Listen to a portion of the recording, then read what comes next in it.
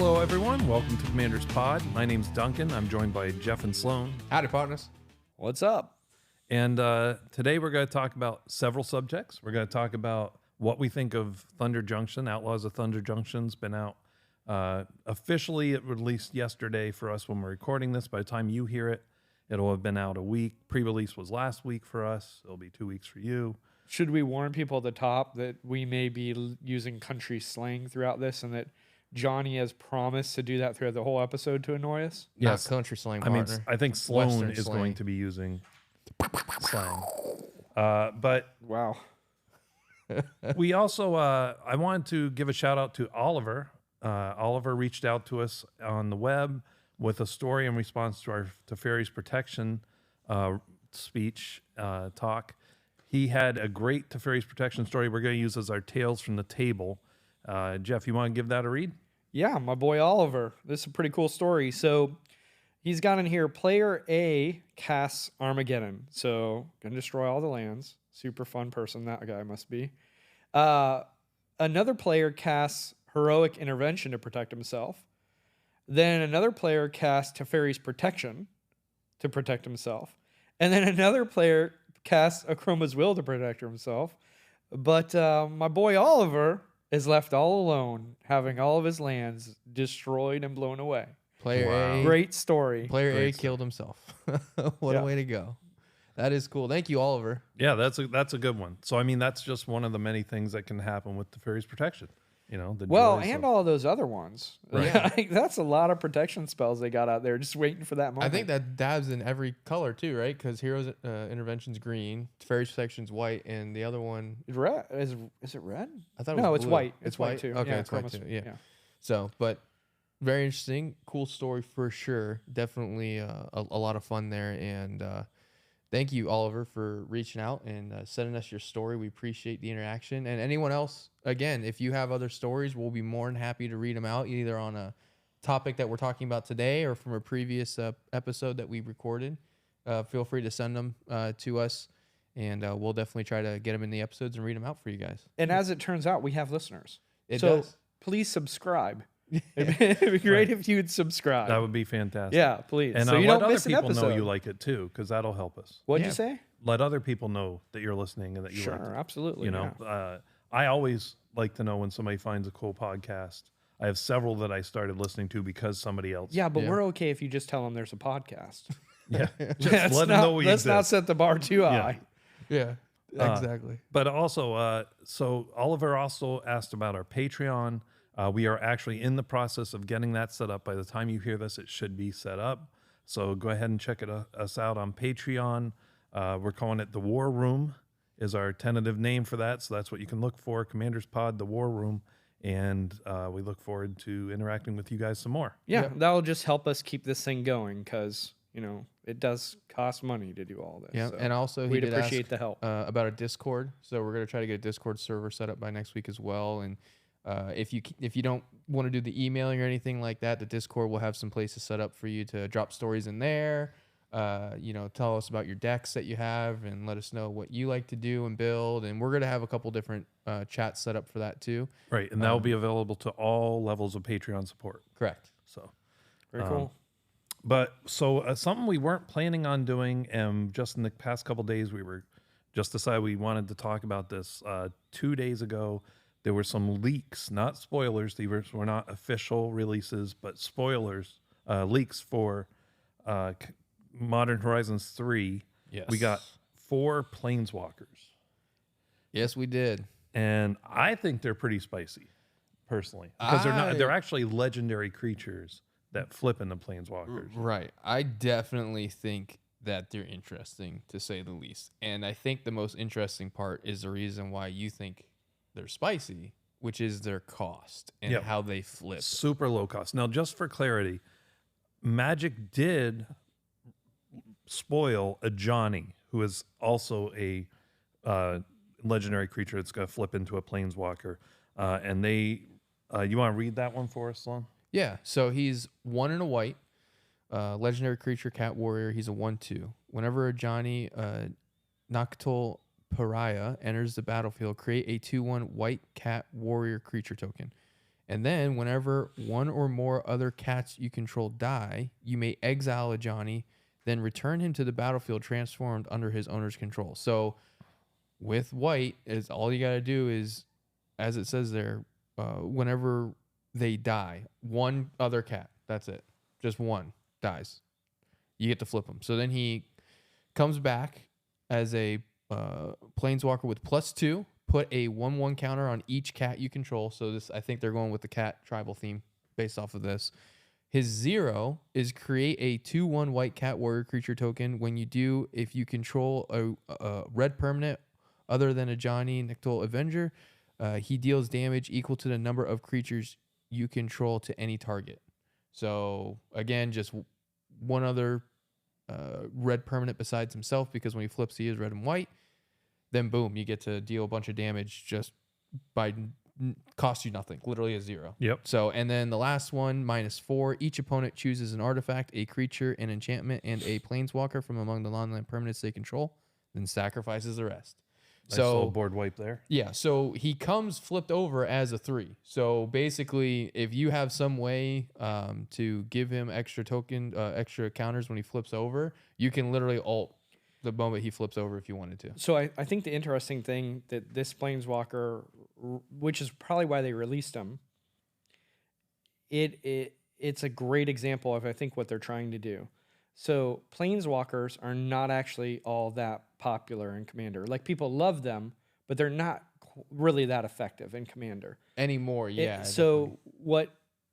When Wizards is designing things, it takes them years to do it. Mm-hmm. So like, we're like, well, why isn't this come out? Why haven't they done this? Why haven't they made this change? Well, they may have, but it takes time for that to work through and actually come out to fruition. Mm-hmm. So what's really exciting about these Planeswalkers are, most Planeswalkers, if you're going to play them, you play a Planeswalker stack, right? Because you want to get to the ultimate.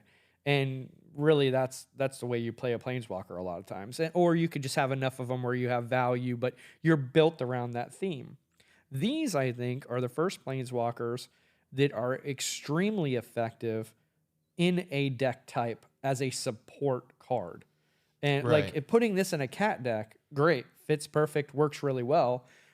I'll tell you, in my Dragons deck, I have the Planeswalkers that, quote unquote, work in a Dragons deck. They're terrible. Anytime they're in my hand, I don't cast. I never cast them. I just have them in the deck because it seems like they should go there. But these are actually playable. Yeah, right. I would argue that I'm going to build some as commanders. Yeah, I mean, sure. because they Okay, are legendary creatures yeah. on the front side, so you can do that. You Absolutely. have that option. And again, like, the big thing that I think is definitely interesting with these is going to be the mana value on them. So just to be clear, Johnny was the one that Wizards officially spoiled ahead of time. correct. These other 4 were not spoiled by Wizards. These were leaked. So we don't know 100% these are real, but everything points to these are real cards. So let's talk about the first one, which is Tameo. You want to read the legendary side of Tameo? Yeah, so 1 blue. So, Wow. like I said, 1 blue. Nice. Like it so So far. if you're gonna build her as a commander, you can turn 1 dropper. It's a Moonfolk Wizard. It's a 0/3 with flying. When she attacks, investigate. And then when you draw your 3rd card in a turn, exile her, then return her to the battlefield transformed under her owner's control. So the other side of her, the Planeswalker side. Well, let's talk about this side first, because Right. let's talk about this, and then we'll move on to the Planeswalker Right. side. So right away, she has built into her how you get there. She investigates. Right. You can attack. She has flying. You Yeah, can attack and over somebody who doesn't have any with flying investigate, creatures. just so everyone understands, you create a clue token. It's an artifact with pay 2, sacrifice this artifact, draw a card. Right. So she has the draw engine in her, right? Yep. So you can create clues, draw that way. She's a 0. You're not going to get anybody super upset for swinging at him with a 0. My first thing I think of, though, draw 3 cards, I think Brainstorm. Right. So to me, for a single blue to cast her and a single blue for Brainstorm, you flip her. Right. Yeah. So Yeah, but the other way is you just stick her in well, this is a Moonfolk. yeah, Moonfolk. That's kind of cool. Yeah. But Yeah. you stick her in a deck where you don't mind attacking and where you have draw card triggers, and then she just fits in really nicely. She does, but I'm and just she'll saying. go off possibly the first time she attacks. It's possible, but I'm saying with Brainstorm, you can just flip her without ever attacking. You Yeah. don't have to wait for something. Because technically, Brainstorm does read, pay 1 blue, draw 3 cards, and then put 2 cards from your hand back on top of. So in a your... draw go deck. So she's going to be amazing in a draw go deck. Right now, her Planeswalker side does appear to be blue and green. Okay, so let's talk about that now because we've talked about her. We've talked about how to flip her. Yeah, so her Planeswalker side is called Tameo Seasoned Scholar. The front side is Inquisitive Student. So even there, I kind of like how they made the name progressive. Well, so all of these seem to be these characters we know as Planeswalkers in their early life. Like they've been reborn, or it's their early life. Before they made it to their Planeswalker status. Which give Wizards props, man. Yeah. That is a cool idea. Yeah, it is. Like imagine these, they're just sitting back there thinking up these cool ideas and then creating cards for them. And we don't give them enough credit sometimes.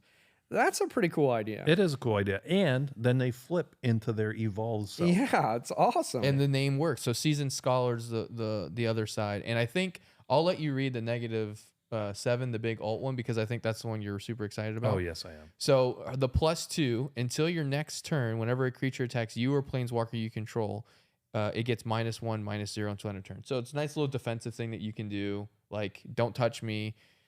Let me get there. And it's +2. And it's a +2. They do. She does flip over with 2 loyalty counters, is what she starts with, just so you know. So that's the +2. Unless you have doubling season. But yeah, which again, it's in green. It's and in green, could. so it's very simple. Or any of the other hundreds of multipliers. That so is game it has. whenever a creature? So if you attack with 21 ones, They all get. they're all going to get -1, -1, -0. So it might be easy to pass up just that. That actually can be a lot better than you might think. Right, and I think the big reason why is because that +2, because she only comes over with 2 loyalty counters on the front, on her. So they're trying to give her a reason to keep plussing her. So then her -3, return target instant or sorcery card from your graveyard to your hand. If it's a green card, add 1 mana of any color. I like that too. Yeah, so That's something I'm going to want to do. yeah, Again, this fits. This is more of like that draw go deck. right. And then Duncan, you can go ahead and take the big one. So the -7, draw cards equal to half the number of cards in your library rounded up. You get an emblem with you have no maximum hand size. Yeah, so definitely draw and go deck style. Yeah, draw a lot. For and go. sure. And But well, let's, I and- mean, it's old. So, I And mean, if you're playing that in that deck, someone might be like, "Well, alts normally win the game. This doesn't win the game." If you have counter spells and interaction like you're gonna have in a draw go deck, that just won you the game. Right. It's Well, over. Everybody scoop. You're in done. one simple card, you do win the game, and that's Psychosis Crawler. Because now, let's say you have 40 cards that you're drawing. You've used 20 cards between what's in your hand, your lands, your what's on the table, and your graveyard. Leaves you 80. You draw half. That's 40. That's 40 damage to all opponents. Yeah. Game Right. over. Thank you very much. Yeah, and I will Yeah, but say, even too, without that, I think it's probably game over. yeah, I mean, I'll tell you what deck this of mine. Calamax. He's blue, green, red. Yeah, imagine if I get to draw half my cards from my library with my Calamax deck, which is a spell slinger deck. Yeah, I'm going to win. There's no stopping me because there's counters in there. There's direct damage. and it fits into all these decks because it's one blue. Right. So I think they did. I think, like you said, like I'm definitely giving them props. One, the names are cool. They kind of make sense. Like you said, it's like them in their earlier stages. And then once you flip them over, it's them when they're in their Planeswalker status, as it were, leveled up or powered up, however you kind of want to look at it. The abilities on the first 2 are cool. They're on theme. Like Jeff said, they're usable in decks now. Like you can kind of get value out of these Planeswalkers. And the other cool thing is too, when they die, they're going to go into your graveyard as a creature. So if you have creature recursion, you can get your Planeswalkers back a lot easier too, which is kind of cool. Now, Duncan, on this, because you're the guy that typically knows the rules a little bit better, certainly, than I do. If you draw 3 cards on someone else's turn, when it flips, the Planeswalker is not entering. So normally, if a Planeswalker enters at flash speed, you get to use its ability. Well, I think right? it does enter because it says it exiles it. So if it That's exiles and correct, but enters, then you should be able to you use don't its ability. actually get to use it at flash speed. What you get to do is use it without interaction, and there's a difference there. It's still at sorcery speed. It's a weird rule that Wizards has. But you're getting to use a But you're Planeswalker getting to use ability. it. If you flip it on somebody else's turn, you do not get to use it. Okay. Yeah, so you Okay. cannot plus it on somebody else's turn, even if you flipped it that. So that makes a difference. Yeah. So It you is gotta make sure exiling, you do it though, on your technically. turn. Yeah. Yeah. So that's Tameo.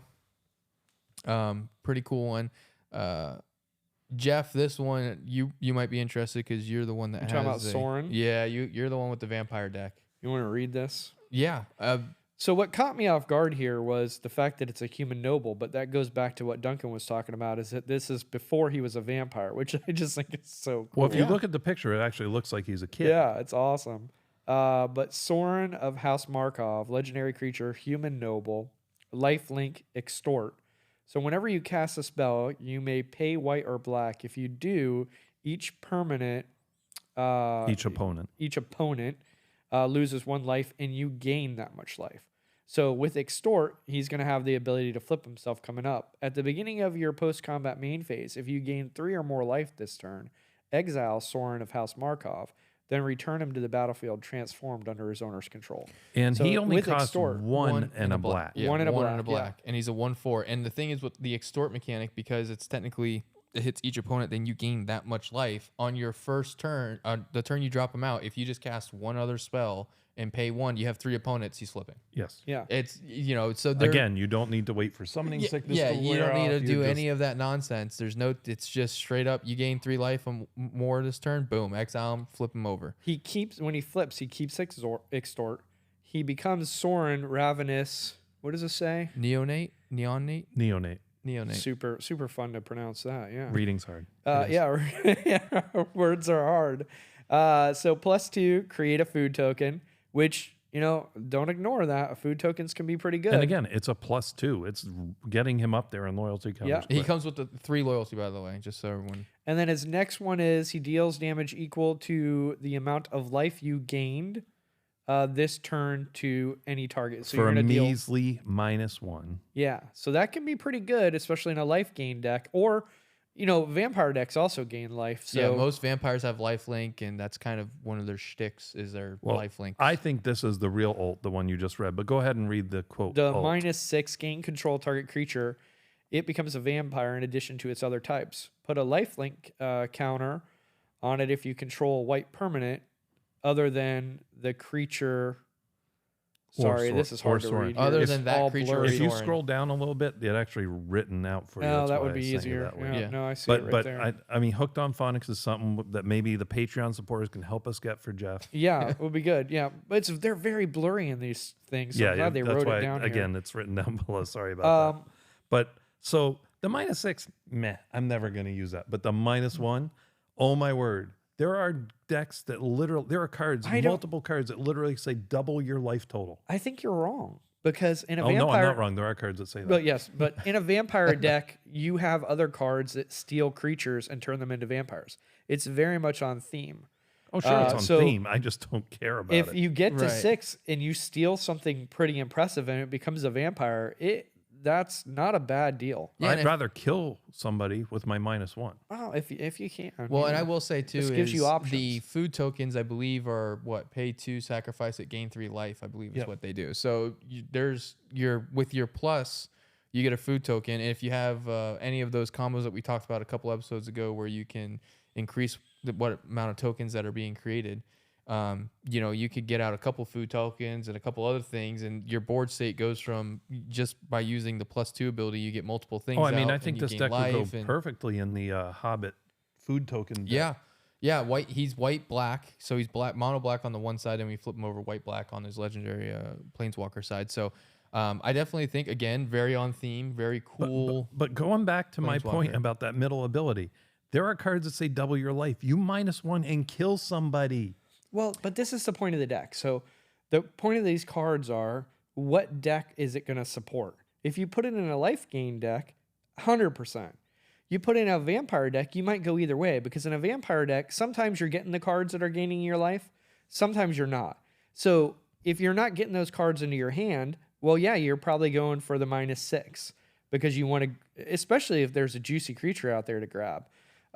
So it just depends on what deck you put it in. And that's what's really cool about it. And I don't know if we have time do we have time to read both the next cards or should we just talk about sort of in general we have what they time to do? read it. We'll just, Okay. Go a little let's quicker. move But a little bit. Yeah, but the big thing is it is life gain. So technically, if you double your life total with certain you could cards, kill somebody. So, so the next one, probably a little bit more up my recent alley because of my spell slinger mindset. But Ral Monsoon Mage. Monsoon Mage. So he's a legendary creature. He's red, 1 and a red, and he has instant and sorcery spells you cast cost 1 less to cast. Fantastic. I love it. Love it. Whenever you cast an instant or sorcery spell during your turn, flip a coin. Love it. I'm a huge coin flipper. Give me all the coin flipping. If you lose the flip, Monsoon Mage deals 1 damage to you. You also enjoy damaging yourself. 100%. This is 100% up my alley so far. If you win the flip, you may exile Ral. If you do, return it to the battlefield transformed under his owner's control. So my deck that is affectionately known as a Flippy Coin deck, this guy would go great in. He's blue-red, and all he cares about is coin flips and slinging spells. Then his Planeswalker ability, which he then transformed into Ral Leyline Prodigy.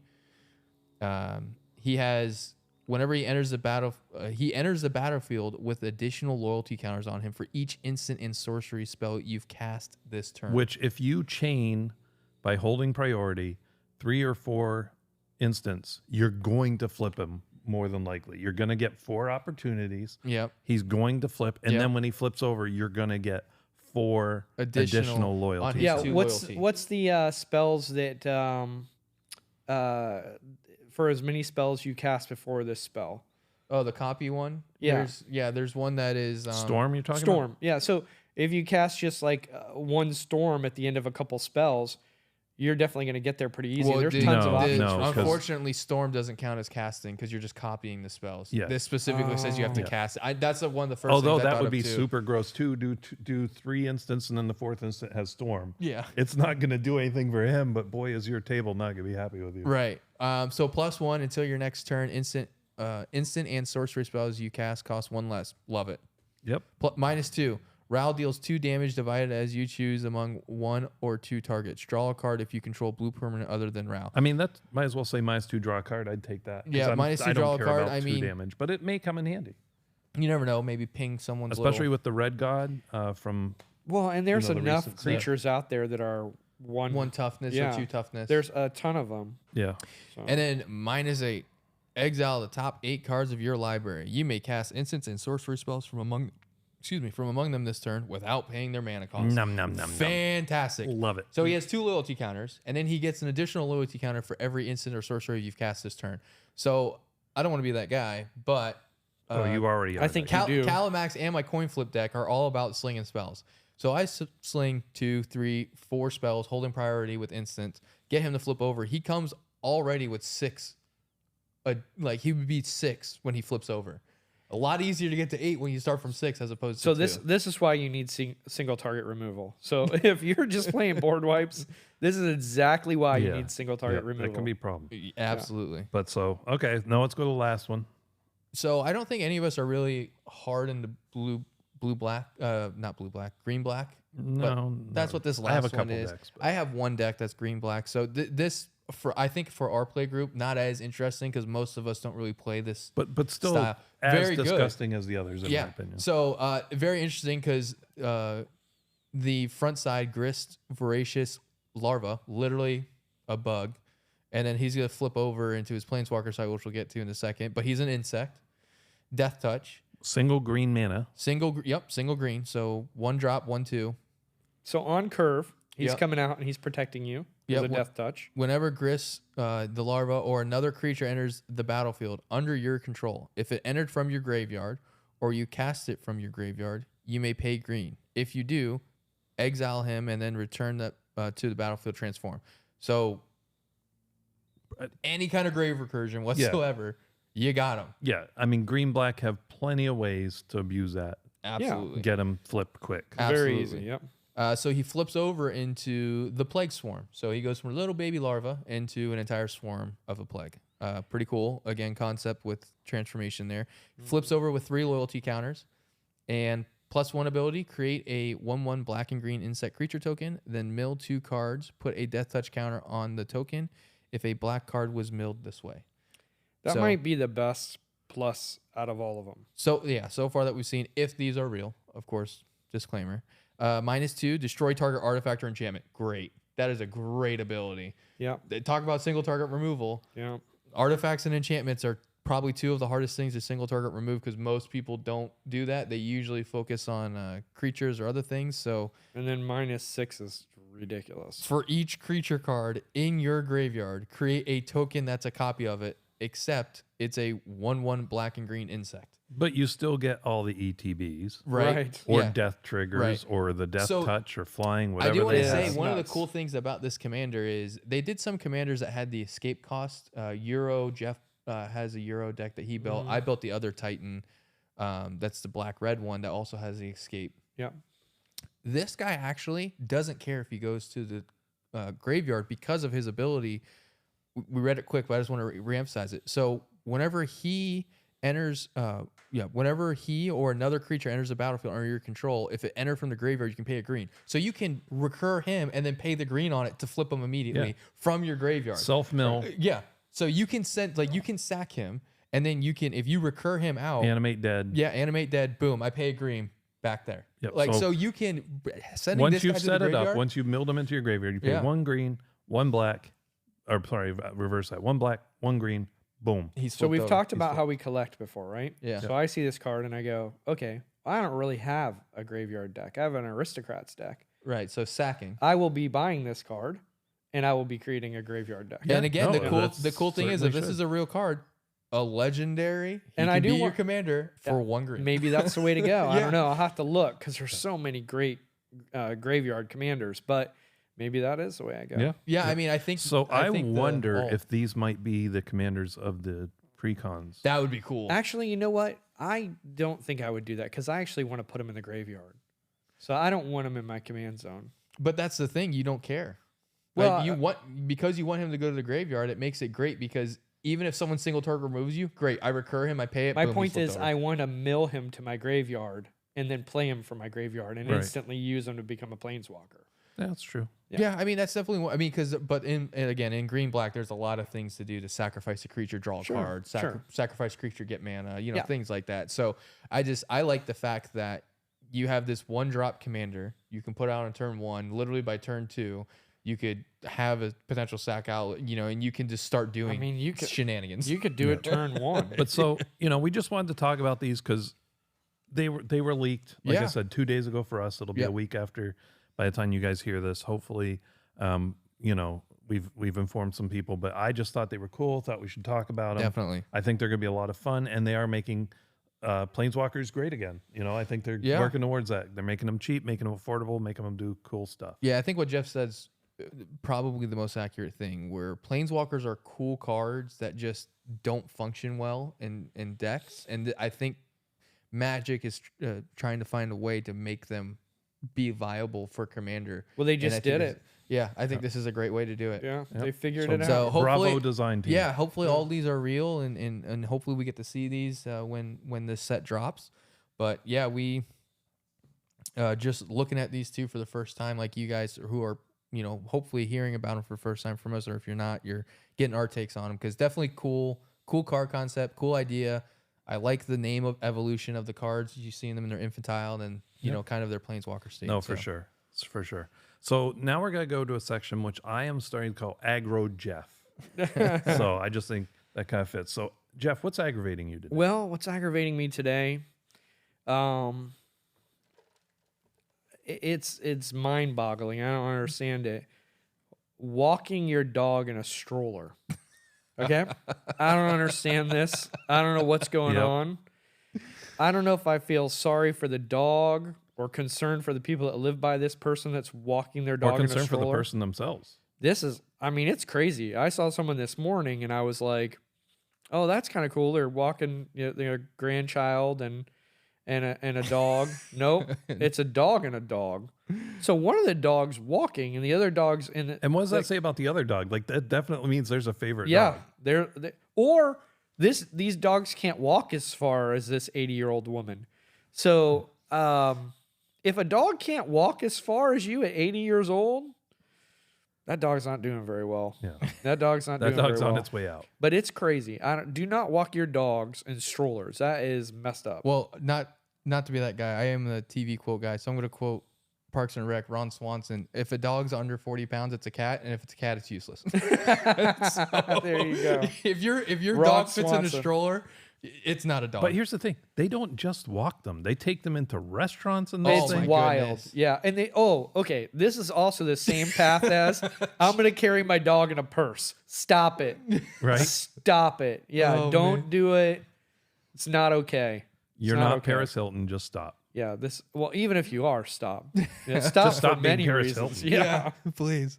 Well, I think this might be the first time we all agree with Jeff because I'm 100%. Well, no, we've all agreed with him before, but In this the is the first time history we've of our the, relationship. the Yes. ones that don't have to do with magic for sure. This is Yeah. the first one that we're Yeah, fully on and board all with. the things that aggravate me aren't always going to be about magic. Matter of fact, they're rarely going to be because And we all just- live in the real world. Just to be so- clear, why this is Jeff's segment and not Sloan or I's, it's because if we did it, we'd just be talking about Jeff every episode. Oh wow! true. Ouch.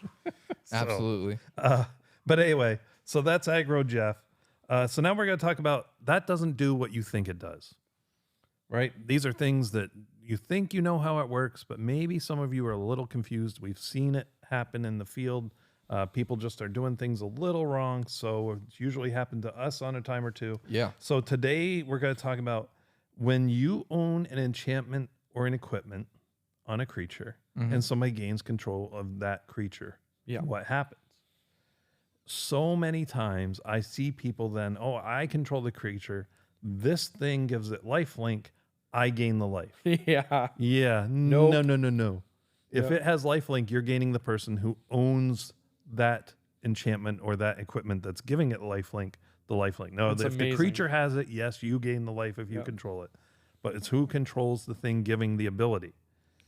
Right. Yeah. Well, I think this is actually kind of pertinent too because Thunder Junction came out with a commander that's kind of based around enchanting other people's stuff. Right. So definitely think that there will be a lot more conversations had now that she's dropped. Well, and I've seen people equip somebody else's creature with an enchantment that gives them lifelink. Somebody drops a 7/7 and somebody gives it lifelink. Mm-hmm. Well, that's brilliant because now every time it attacks, you're gaining 7 life. Yeah. Yes. Well, and there- if it attacks you, it's if just you even can't it beat out. them, join them. There's actually a commander that used this really well called Slicer. Has double strike, haste. It's red. Let's see here. Oh, this was the Transformers. Transformer one. It's Yeah. 4 and a red. But the cool thing is, at the beginning of each opponent's upkeep, you may have that player gain control of Slicer until end of turn. If you do, untap Slicer, goad it, so it can't attack you, and it can't be sacrificed this turn if you don't convert it. So we won't And- talk about the other side, but the idea of this is, You said it has lifelink. did it have lifelink? Probably. I already forgot. No, double strike and haste. Double Okay. strike and But you haste. can give it, the idea is you put like swords on it, right? Yeah. So the ones that untap your lands, ones that make people discard stuff, just all kinds of equipment that does things for you. So you give them the creature, they have to attack with it. They can't attack you, and you're getting all this value. Yeah. And it's super, Well, and no one wow. sees it coming. Have Yeah. you built that deck? You should build that deck. I haven't because it's kind of gross. Well, I want to see that gross. Okay, well, fine. You won't want to after you play it the Challenge first accepted. time. Yeah. Yeah, I will say too, because the cool thing about that one specifically is it says that you may do that at the beginning of each opponent's upkeep. So you don't have to give them that creature. So Right. if it's down to you and the other person, because it does goad it, if it's only you and one other person, you give them that creature, they can hit you then, just so you know Yeah, if how they the way goad don't have works. any other Yeah, options. if they have no they other can options, attack goad you. allows them it to must attack you. attack and won't attack you if able. But just build it properly. Have something indestructible or have some fogs because it attacks you. You get all this. You will still get all the benefits, benefits of afterwards, it, and and then you'll get all the benefits on your turn. You'll probably still kill them with it That's if true. you Yeah. can survive the attack. it'd be funny if you gave it like with equipment like double strike and lifelink. So when they hit you, it just evens out. It never does anything to you. Well, it has double strike. So. Yeah, it has double strike, I guess. Yeah, so you just give it lifelink. It never does any damage to you, though. So, but that's just a little thing some people may be doing wrong. Watch out for that. When they take your stuff, if it has enchantments or equipment, great. If that's going to give you a benefit like lifelink or untapping your lands or something like that, that's fantastic. So on the double strike lifelink, if just quick question, if you're going to hit someone and the double strike is 10 and then it's going to do 10 again, if on the first 10 you're dead, is the lifelink going to happen at the same time, happens or the do you same time that I die believe and then damage is gain dealt. life? Then you'd be dead. We should look that up. Or do you not die because you I'm instantly pretty gain life? sure this question has come up, and I'm struggling now to remember the answer. I believe that they are not simultaneous. Damage has to be dealt for the lifelink to Right, trigger, it's so in you lifelink. die. So you would die. because it checks to see if you're at 0 or below, so it can't save you. Don't trust us on that because we haven't researched it, but that would be really hilarious Yeah, I if believe, someone though, thought that's it how it saved works. them and it didn't. But so anyway, yeah, that's how those things work. Yeah. And now let's get into the main topic. I know it seems like the leaks were kind of another main topic, but this one's about how we felt about Thunder Junction. It's now, like I said, it's been released for 2 days here. Yesterday was the first day, and now today. Pre-release was last week for us. This will come out a week after this. But so, what did you guys feel about the set? What was your overall feeling? There's Sloan? some mighty fine cards there, partner. I definitely think that a lot of the That was terrible. Get out of here. Listen, I'm your Huckleberry. I definitely think a lot of the You're so drunk, great. you probably see 2 of me. You betcha. One gun for each of you. I'm just gonna keep quoting stuff. Stop. I can't. I gotta actually talk about Magic. So I liked a lot of the mechanics that they added. I think plot was cool. I think spree was cool. I also like the saddle mechanic because of the fact that it was still a creature that can attack, and if it's saddled, it gets an additional benefit. So I think those mechanics were cool. They were pretty on theme too. They did a good job of making sure it felt cohesive with the set and what they were trying to do. Overall, I think it was a good set. I don't think it was the best set that we've seen, and but I think thus far, especially with the last couple of sets that came out, this one was definitely better than those. I think overall. So overall, I like the set. I like the spree mechanic, the plot mechanic, and the saddle mechanic. I thought were all good additions. And I think they'd be what cool. about you, Jeff? I mean, I like this spree. I think I like plot. We'll have to see how it plays out. I was really excited about it, and then I was a little underwhelmed. So I don't think I was excited. Well, now you know as how your you wife guys. I feels. actually bought it and then canceled it. So I was real close Yeah. to I had remember that. I had 2 collector's boxes in my ready to buy, and then I was like, no, and as because it's always tough as a commander player when it's a standard set. So I think as a standard set, it did really well for commander, which I don't know how standard players feel about that. But the spree mechanic is probably the most useful mechanic that came out, and I think the cards are pretty good. Well, what's you're saying? Well, they had a lot of good stuff for commander. I don't know how standard.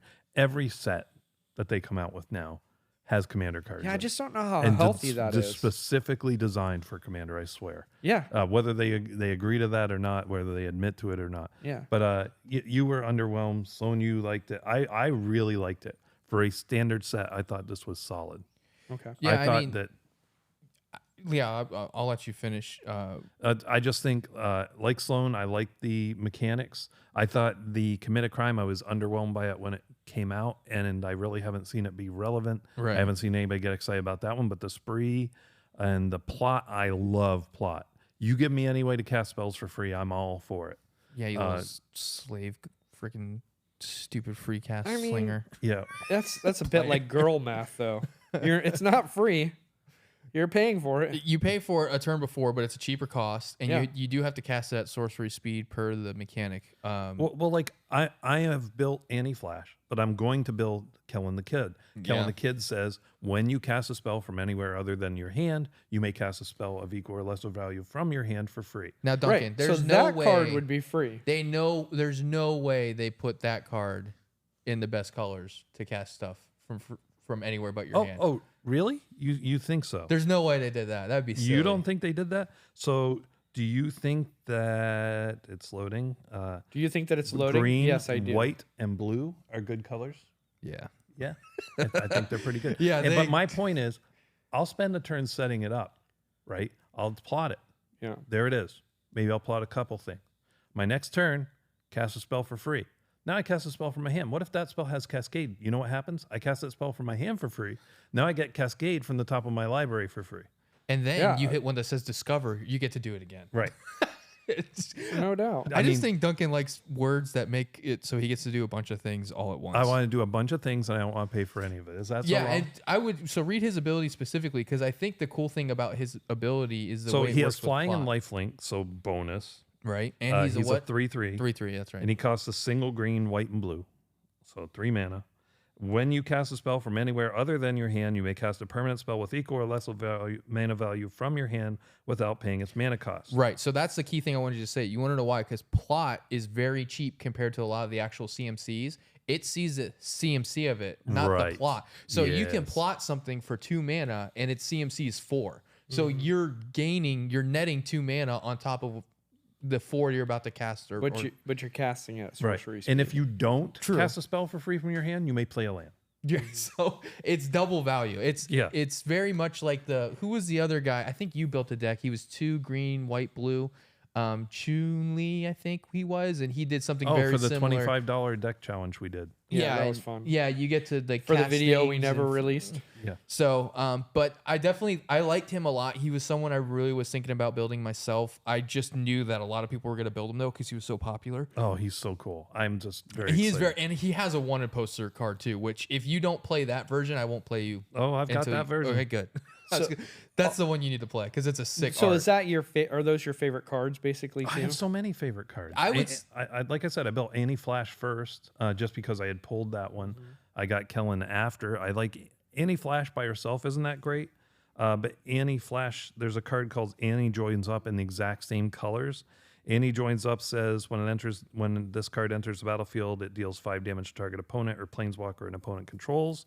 If a triggered ability of a legendary creature you control triggers, that ability triggers an additional time. This again is in green, red, and white, right? Yeah. So I immediately think, oh, what else is white? Oh, Elish Norn that doubles triggers. Yeah. So you get to. Oh, yeah. Let's do that. Yeah. Let's have what's Panharmonicon in there. Yeah. And what's his that. face? The god Obeka, whatever his name is, the white legendary god thing. Yeah. So I mean, so you've already built a couple of decks. I'm actually looking into building Obeka Splitter of Seconds. She's one blue, red, black, and she's the one that she has menace. She's a 2/4. Whenever she deals combat damage to a player, you get to have that many additional upkeeps. So basically, you kind of stack her up. It's a little Voltron-y because you want to do a lot of damage with her, and then you have a bunch of things in there that are going to trigger off of upkeep things. So like all the courts that are out there that do at the beginning of your upkeep, X do XXXX or whatever the case may be. So there's a lot of cards like that. So that's going to be that kind of theme. So I really liked her. I thought it was cool to potentially build a deck that literally just kills you by having a bunch of upkeeps. So it's not even really damage based off of like commander or creatures. It's just upkeep triggers are just going to kill you. Yeah, which is a lot of fun. Which I think is fun, and I think that's kind of a cool thing. I thought it was cool. And then her other version that they made a little while ago, the other Obeka, you tap her and target player may end their turn. So you can put things in there too. Like for example, like if I've drawn like 15 cards and I have 20 cards in my hand, I'm just going to end my turn. I don't have to discard now. That is actually not how that works. You do still have to do cleanup. When you end a turn, it goes to cleanup. Okay. So you still have to discard to hand size. Gotcha. So, but I do have that Obeka as a deck. Yeah. And that is something I learned because when I it. built it, I thought it worked the way you said it did. Yeah. And Andrew told me and showed me that is not how it works. I think one of the cards that I'm excited about is Final Showdown. Now, with these cards, we can get excited about them until we really see them get played a lot. We don't really know. Yeah, sometimes things work better than you think they're going to. Sometimes they don't work as well. Right. But Final Showdown is 1 white, has spree, so +1, all creatures lose all abilities until end of turn. I do believe there's a lot of places where you're going to just cast this for 2. Yeah. 1 and a white, right? Because if you're getting attacked with a lot of stuff with different abilities, you turn all those abilities off, you probably save yourself. Yeah, because that is an instant. It's like a mini fog, yeah. And then the next +1 is choose a creature you control. It gains indestructible until end of turn, right? And then the biggest one is +3 and 2 white. So now if you do all of them, it's 3 white and 5. So it's 8 mana. It's expensive, but you're destroying all creatures. They're losing indestructible. They're losing ward. They're losing all of that stuff.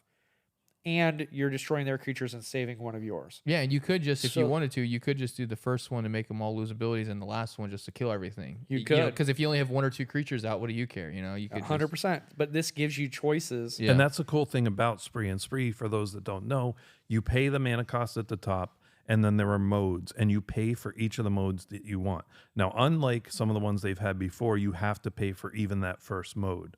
So you can't just cast a spell for its casting cost, or it's not going to do anything. Right. You have to pay one of those additional costs. That's right. Right. Unless you have cost reducers. There are times where you may just cast it without paying anything else if you're trying to increase your storm count or something. Yeah, and I do have a question. I wonder, do spell slinger reducers, things that reduce sorceries and They stuff, do reduce that cost. they do reduce the modal. Yes. Oh, interesting. So the other thing you have to understand is that with these type of modal cards, you're typically gonna get a worse rate. So you're gonna pay more for having the flexibility. So like one like insatiable avarice. It's a 1 black sorcery with spree. The +2 is search your library for a card, then shuffle and put that card on top. So Vampiric Tutor will do that same thing for simply 1 black. So right, so you're paying a lot more. But what this also lets you do is +2 black. Target player draws 3 cards and loses 3 life.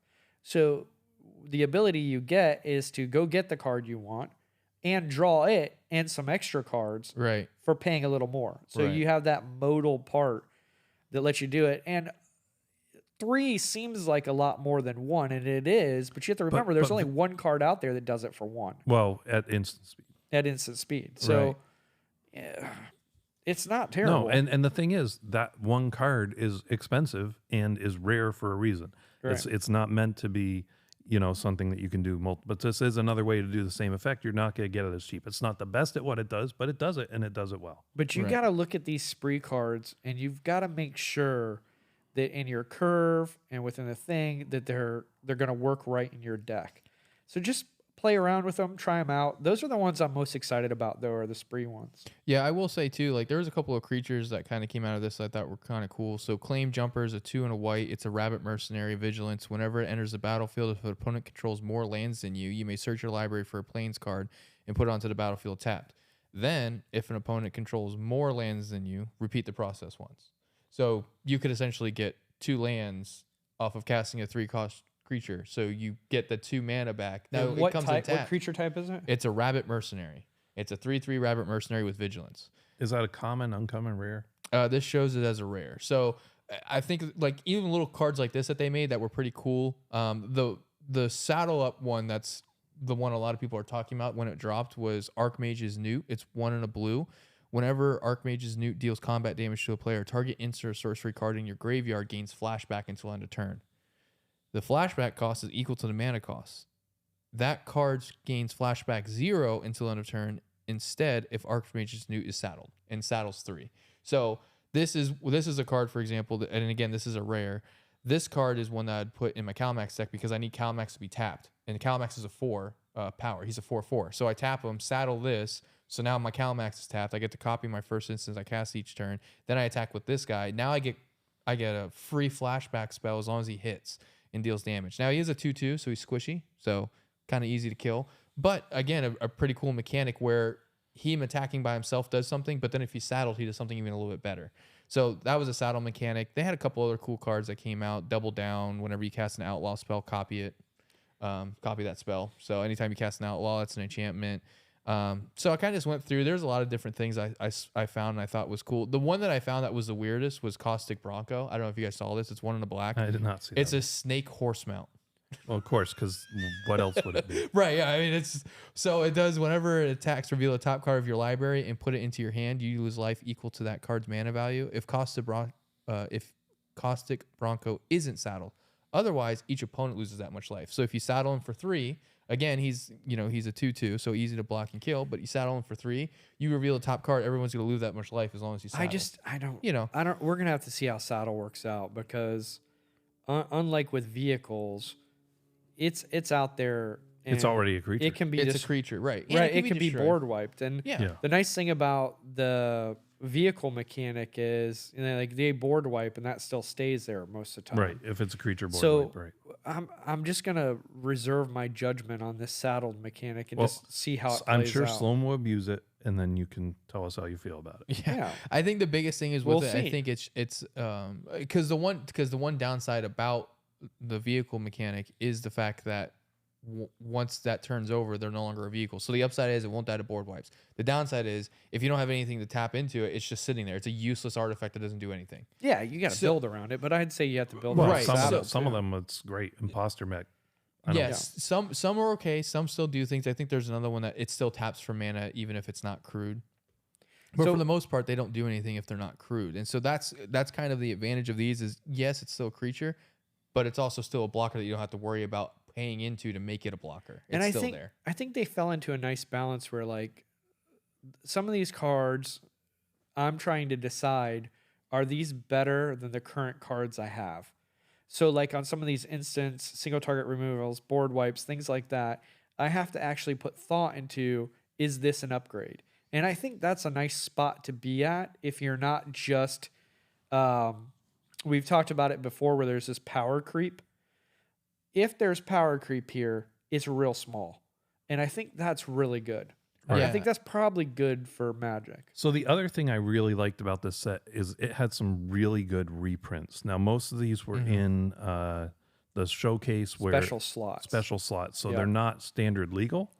So again, I feel like they're made for us modern and commander players. So things like Mana Drain, Yeah. Mind Break Trap, Imp's Mischief, Terror of the Peaks. Which the Mind Break Trap, Yeah. that's expensive, but mostly because it wasn't reprinted, right? Right. Yeah. Yeah. Well, Yeah. it's also mainly CEDH. Yeah. It's not so great in Commander, really. Yeah, because you get to cast it for free if somebody casts 3 or more spells. But this is one of those cards I would buy and put in a deck just because I don't own it. right. Right. But I thought like the reprints were great. A lot of this stuff hadn't been seen in a while, and Mana Drain, from what I have seen, it was printed pretty liberally, and the price I think is down to $20 right now, and I think it's going to go down even more. By the way, folks, that's the other thing. Pay attention to those things because if you can get Mana Drain right now for $20, when I leave this, I'm going to go buy a couple. Yeah, no, it's fantastic, Yeah. and it's a Yeah. great card that just is dollar restrictive, right? It's you can't get it cheap, so many players never get to play with it. This Right. is a chance to get it a little cheaper. I do think it'll drop even lower, but if you're not willing to take that risk, definitely grab it now. But I've seen it pulled pretty liberally. I only got one box. I got one. I know 2 other people only got one box. They got one. That's pretty cool. Both of them actually got Mind Break Check as well. I did not. Yeah. Be better. Yeah, well, you know, I'll get try. you a card. But so I thought the reprints were a real great part of this. I just like the set. I think it would be fun to play draft. I think it would be fun for standard. I don't play standard, but if I did, I think it would add something. And it had a lot of cards that I'm going to use in Commander. I would imagine Spree's probably pretty good in Standard, but I don't know. I think because it's modal, it is. I Yeah. think because of the versatility of it, I think it's going to be a really good card for. But the we're modern, I guess but we'll we don't find play out. modern, We'll see so- what happens out there. Yeah, I do want to say because looking through all the cards that release, I didn't realize this. They snuck some ninjas in there apparently. Oh yeah, no, there were ninjas. So this is the one. That's ninja how that I ninjas found- get into anything. That's true. They Nobody sneak in. sees them coming. Yeah. That's right. So this is a snake ninja rogue because Yeah, why not? why not? It's 5 in a black. It's a 5/4. Its ninjutsu is 3 in a black though. Here's the one I like. Here's the part I like about it though. Whenever one or more creatures you control deal combat damage to a player, create a treasure token and manifest the top card of that player's library.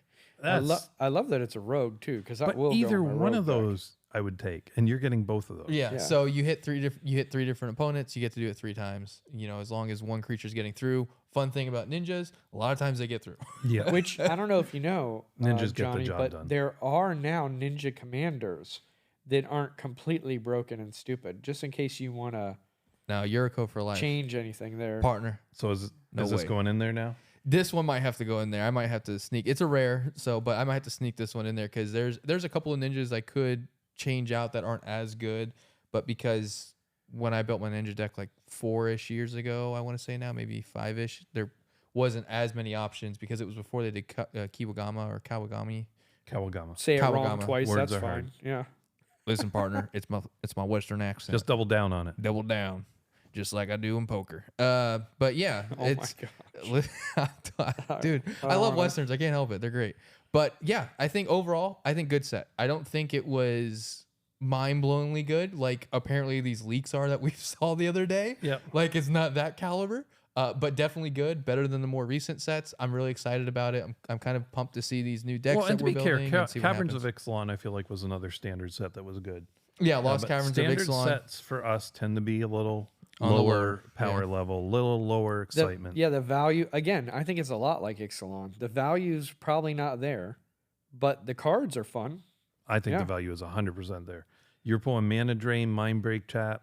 Again, not everybody's Terror going to of the do Peaks. that, though, Duncan. If you I'm don't just saying. pull those. I'm just saying, Hey. I've seen a lot of them. So you're telling me there's a chance? Exactly. Again, we've talked about it before. You don't pull It's just expecting to get it. I'm just saying the possibilities there. It's just The recency. value is there. It's recency bias whether you for get it you, or because not. that's what you've seen. You happen to see people pull some. I imagine they're not that easy to pull, but we'll find out. Well, Typically, they will release. They'll release some stats on how easy those cards were to pull. Eventually, if people care about that. yeah, I don't think they do a good enough job of that, but they do. We do get unofficial stats, Yes, I think. correct. Yeah. But I also want to talk about. So we made some predictions about what we would see in there. Yeah, Yes, and I we think did. And there's Johnny only really killed one it. of us that really killed it. Yeah, Yeah. I did. Sloan. Get on my level. All right, so I did two things. One, I said there would be a card, something like High Noon, and I think there's an actual card, High Noon. that came out. So I was pretty proud of myself for getting that That was a one. good hit. Dead on. I was like, they got to do something with that because it's too iconic not to do it. But the other thing was I talked about Plane Chase. I'll let Duncan look up the High Noon card while I talk about the Plane Chase. Which So that was a heck of a call. right. So I said I thought it'd be pretty cool if they did something kind of with planes where you get to have some kind of interaction because you're out west. I think that'd be a cool idea. So it wasn't exactly Plane Chase, but they're called bounties. So they came in the precons. So if you bought any of the precons, you got I think 3 of them or 4 of them. Do you have them? Did you get? Yeah, another I got some. Okay. Yeah, he got some.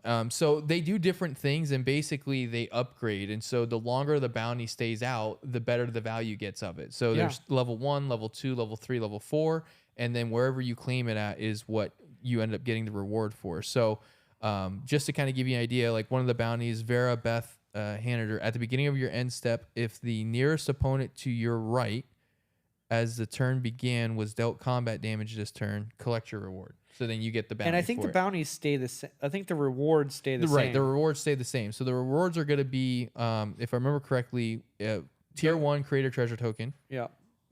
Level 2, create 2 treasure tokens. Level 3, draw a card and create 2. Create 2 treasure right? tokens or draw a card. And then level 4, create 2 treasure tokens and draw a card. Yeah. So Now, can anybody claim those, or only the person who played it? No, no, anyone. anybody can play them, just like kind of like planes. So they're in it's the middle. going to be a waiting game. Is somebody going to, like, it's going to be a game of, Am I gonna I wait? want to wait till it gets to level 3, but is anybody else going to wait? They're going to want Right. to snag it before I do. Yeah, and the way it levels up is each turn.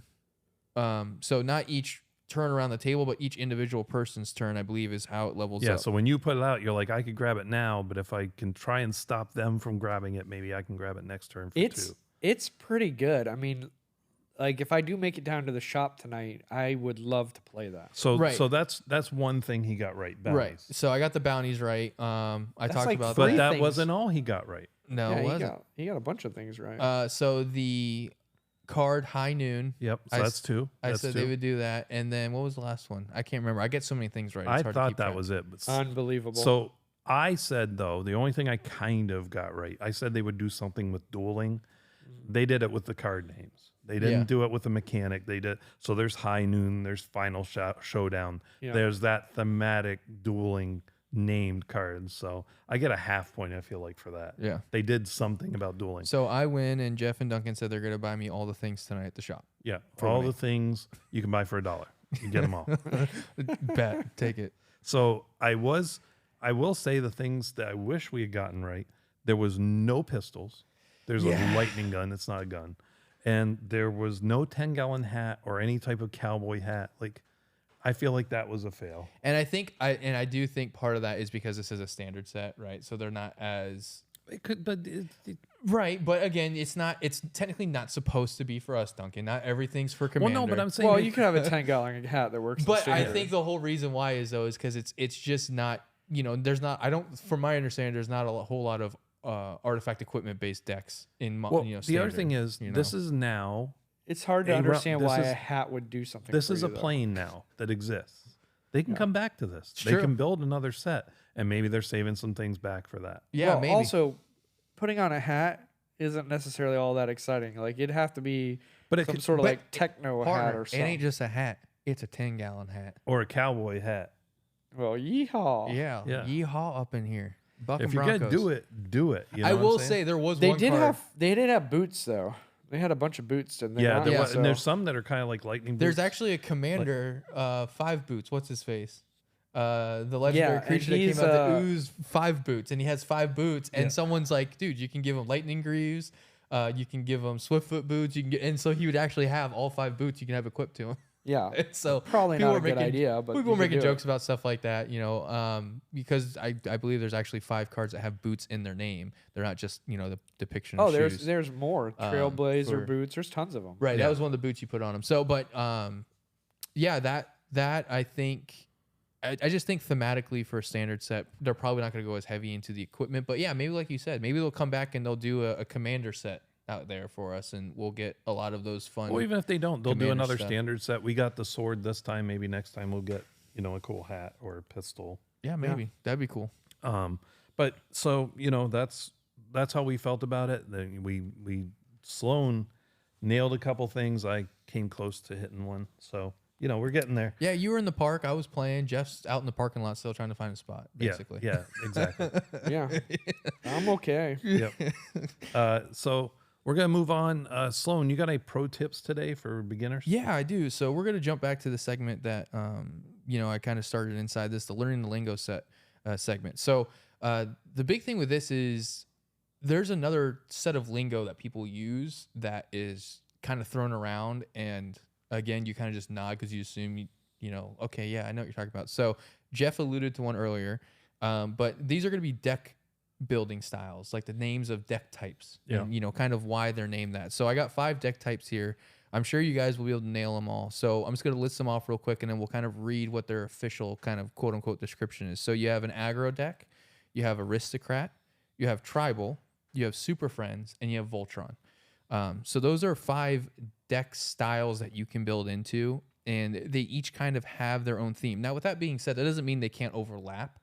Well, and there's a lot more than that. Right. There's like 100 different there's deck tons of types. different, Yeah. but these are just 5 styles that I thought of that are pretty common or you hear a lot said and used. And these can overlap. So it's not like, hey, these are just, it can only be an aggro deck. That's not how this works. So real quick, why don't you tell us what those mean? So yeah, so for aggro, we'll go with first. Let me go here and pull up my definition because I want to make sure I read it right. So an aggro deck attempts to reduce their opponent's life points to 0 as quickly as possible rather than emphasizing a long-term game. A lot of times that's done through the idea of I'm going to put out a lot of creatures, I'm going to swing at you, and I'm just going to start nailing you down with just 4 4s, 2 2s, 3, and just Yeah, hit low, you crazy. low curve, Low hasty curves, creatures. get them And out you'll there see a lot of quick. themes like haste or Right. 1/1 counters among that. Yeah, and to kind of give you an idea of some commanders that are more aggro based, Finn the Fangbearer, very low cost commander himself, 1 and a green. You get him out there. Creatures you control have poison. They do poison counters if they have death touch. Another one that's more of the CEDH style is Winota, Joiner of the Forces. Again, she wants to swing, and then she puts out creatures based off of how many creatures you attacked Okay. with. Well, that's a couple of those. Yep. For and time's then- sake, why don't we move on to the next play style? I think we've given a good idea of what that one's like. So- So aggro, we've given you some examples of commanders, some examples of play styles. And then we're going to go with the aristocrat. So aristocrat is going to be based off of the sacrificing mechanic in the game. Yeah, what you'd like to do with your politicians. Yeah. None in particular, so don't come yeah. chase me, FBI. So it's a kind of MTG strategy that is designed around sacrificing your own creatures for profit. So this is, and it's specifically named that because the 2 cards that mainly did it had aristocrat in their name, and that's kind of where the idea came from. But this is going to be your Tessa Karlov. She doubles those. Marin of Clan Neltooth, Yagmoth, Thrawn, Physician. Those are all people that give you direct benefits for taking your creatures and sacking Now, them. to be clear though, like Edgar Markov is a commander that can be used for either aggro or aristocrat. Correct. Depends how you build it. Yeah, and that's and or you again could that's kind of do the, a little of both. Yeah. yeah, and that's kind of the looseness, and that's why I said that these are very overlapping. You can do multiple in one deck, but generally speaking, this is the theme of the decks and what they do. Right. So next one being tribal, a deck archetype that focuses the deck around creatures or particular creature type. So this is a theme that pretty much everyone almost always kind of falls into and builds into. The most notorious one is Slivers. So Sliver Overlord is one. The Dragon, Jeff's deck, his dragon deck is held by the Dragon.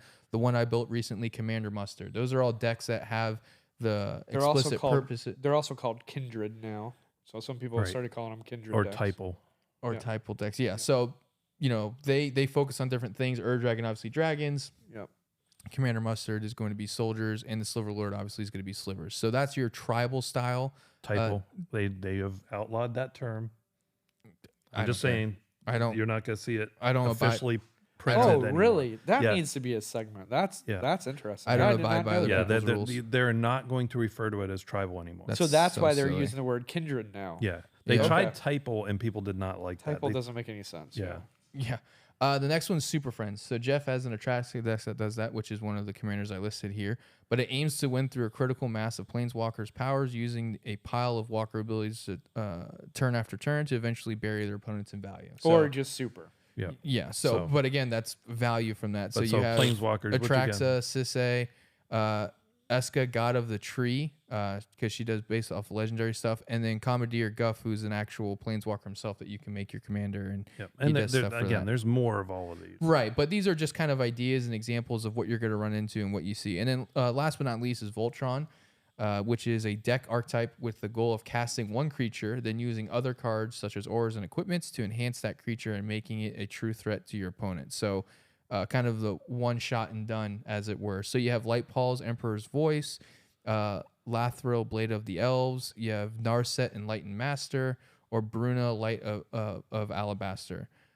So those are different kinds of commanders for Voltron-esque. They have abilities that kind of enhance the Voltron-ness of them, but also they're very heavily focused around even not just themselves, but any creature. We're going Play-Doh here with Voltron-ness. Yeah, I think we can tell which style is Sloan's favorite. But the other thing is maybe they don't have an ability that does Voltron well, but they have an ability you want to abuse with Voltron, right? Right, exactly. so- Something with being able to get value out of drawing if you deal damage or something. Like, for example, Obeka Splitter of Seconds, you want to kind of Voltron her because the more damage she does, the more upkeep you get. Right. So something kind of like that where it's not... I do feel a Distinctly. little targeted that you left out my entire play style of control, but I guess you'll talk about that. Yeah, I only wanted to pick 5 because I don't want to take too long, but those are 5 commonly named deck types that you're going to come across, and you're going to hear probably at your table, hey, this is an aristocrat style deck, this is a Voltron deck. Also, so you can just hit EDH Rec and go there and look at all the different themes. Yep, you can They look actually at have a things by theme theme. section. You can go through there and see all the themes. And what's fun to do sometimes is just go all the way down to the bottom. Be like, what kind of theme is no one playing? Yeah. And be like, well, can I do Snow. something with this? Yeah. I am building a snow deck. There's I no gotta one get playing there. snow. What? There's no one playing snow. Yeah. Well, there will be someone playing snow. no, you're I still no guess. one. But so Ouch. thanks for listening today. We really appreciate it. We went through a lot today. We added that part about the leaks, and that kind of added to, but I thought it was important. I thought it was cool. I thought it was topical, so I wanted to add that. We want to thank, as always, Jack May at Info Pilgrims for producing and editing this for us. Yes, sir. Much props there. Thank you, partner. You can email us at cast@commanderspod.com if you want to tell us a story that we want us to use for Tales from the Table, ask us a question. Our Patreon will be live by the time you listen to this, so feel free to check us out there. The tiers will be up by then, but we do know every member will get Discord, and we'll have some better stuff than that, but that's just the one that everybody will get. And remember, everybody, kill Andrew first. Yes, sir. I'm your Huckleberry.